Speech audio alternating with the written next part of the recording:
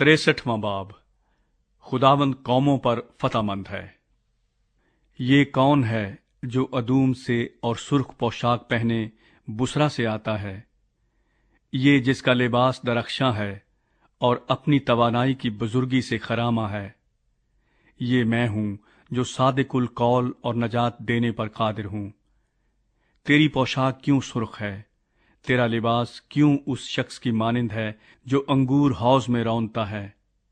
میں نے تن تنہا انگور حوض میں روندے اور لوگوں میں سے میرے ساتھ کوئی نہ تھا۔ ہاں، میں نے ان کو اپنے قہر میں لتاڑا اور اپنے جوش میں ان کو روندا، اور ان کا خون میرے لباس پر چھڑکا گیا، اور میں نے اپنے سب کپڑوں کو آلودہ کیا۔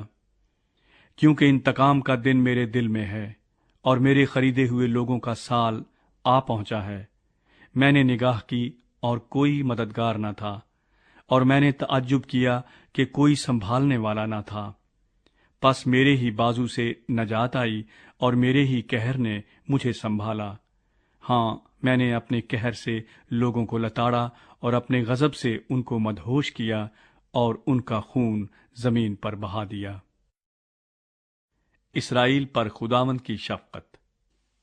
میں خداوند کی شفقت کا ذکر کروں گا، خداوند ہی کی ستائش کا، اس سب کے مطابق جو خداوند نے ہم کو عنایت کیا ہے، اور اس بڑی مہربانی کا جو اس نے اسرائیل کے گھرانے پر اپنی خاص رحمت اور فراوان شفقت کے مطابق ظاہر کی ہے، کیونکہ اس نے فرمایا، یقیناً وہ میرے ہی لوگ ہیں، ایسی اولاد جو بے وفائی نہ کرے گی۔ چنانچہ وہ ان کا بچانے والا ہوا، ان کی تمام مصیبتوں میں وہ مصیبت زدہ ہوا، اور اس کے حضور کے فرشتے نے ان کو بچایا۔ اس نے اپنی الفت اور رحمت سے ان کا فدیہ دیا، اس نے ان کو اٹھایا اور قدیم سے ہمیشہ ان کو لیے پھرا۔ لیکن وہ باغی ہوئے اور انہوں نے اس کی روح قدس کو غمگین کیا، اس لیے وہ ان کا دشمن ہو گیا اور ان سے لڑا۔ پھر اس نے اگلے دنوں کو اور موسیٰ کو اور اپنے لوگوں کو یاد کیا اور فرمایا، وہ کہاں ہے جو ان کو اپنے گلے کے چوپانوں سمیت سمندر میں سے نکال لایا؟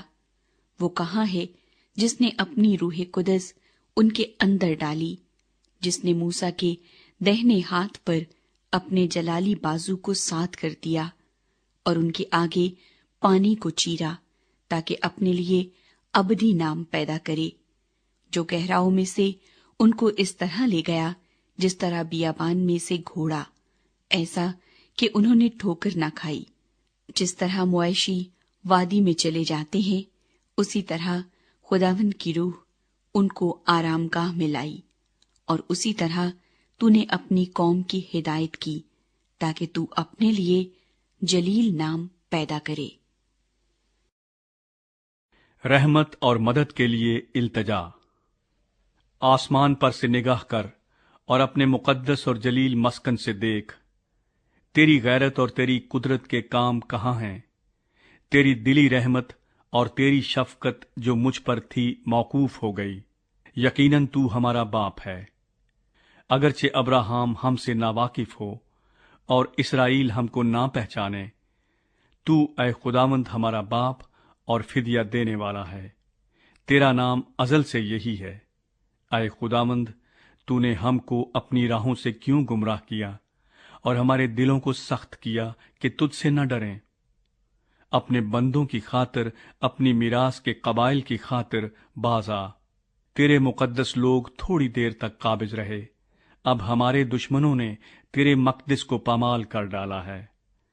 ہم تو ان کی مانند ہوئے جن پر تو نے کبھی حکومت نہ کی اور جو تیرے نام سے نہیں کہلاتے۔